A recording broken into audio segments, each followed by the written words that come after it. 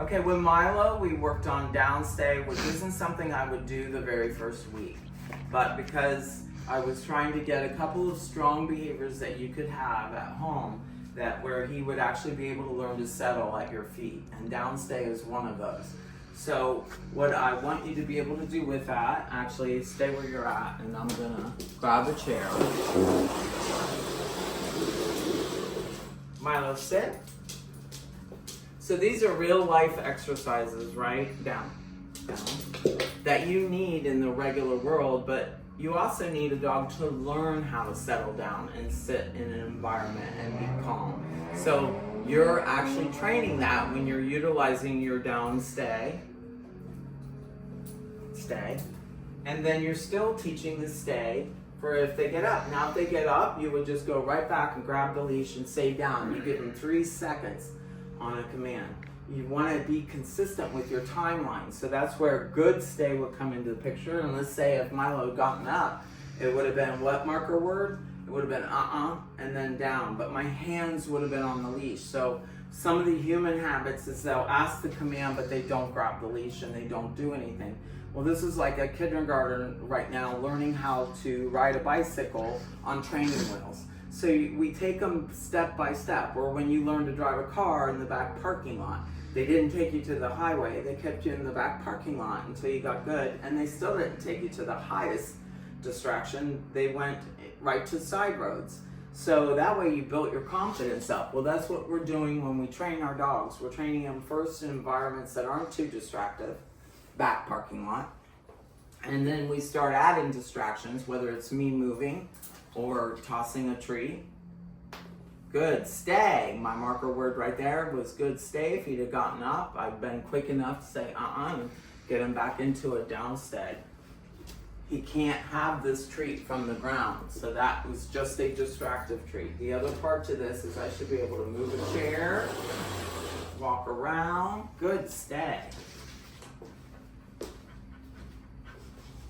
Down.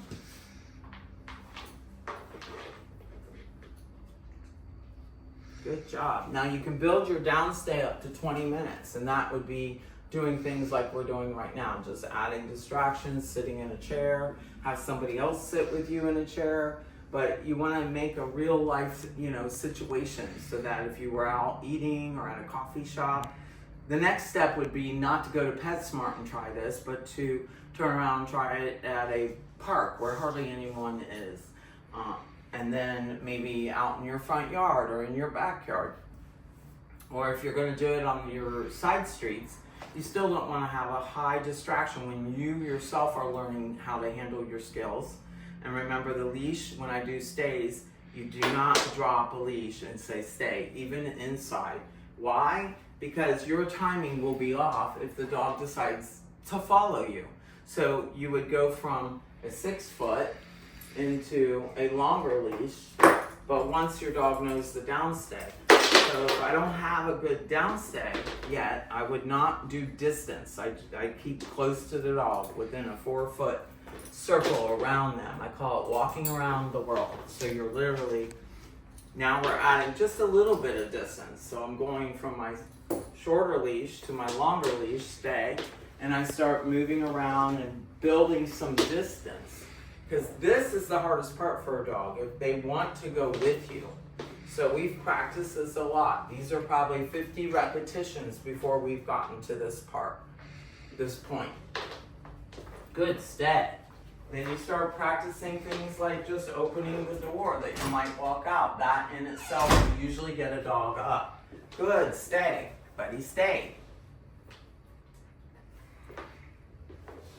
Now, once you're getting really good and he's staying, then you can drop the leash in your home and start doing a disappear. Good, stay. Now he's doing really good, but some days are good and some days are bad. So that's just how we are as well in our own world. So you just want to make sure that you don't ask these commands without a leash, and you always plan your training session ahead of time. So what I see is sometimes parents will forget the treat or not have a treat pouch, and they'll walk over afterwards to get the treat and open the bag. You don't want to do that. that could be a distraction that you're focusing on stay with, but you definitely don't want to not be prepared to be able to catch a behavior on time. That's what's really important when you're training a dog or even training a human, anything.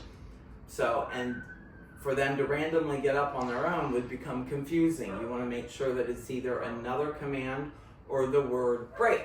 Break. Good job.